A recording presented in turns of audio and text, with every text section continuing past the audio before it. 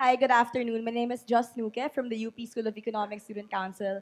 And my question is for Mr. Dick Gordon. So my question is, what do you think should the role of ASEAN be in the next administration, ASEAN, in the next administration, especially with regards to the South China Sea or West Philippine Sea dispute?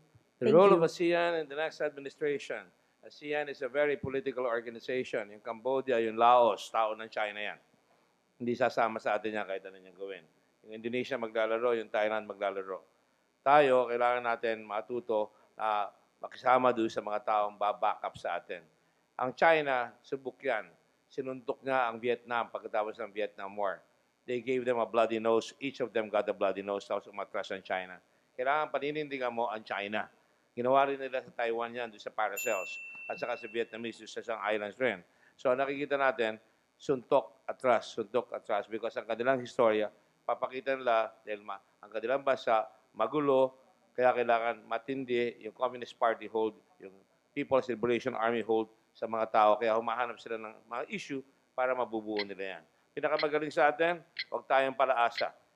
Rely on ourselves, self-help, self-reliance, cooperation. Kakayanin natin lahat yan.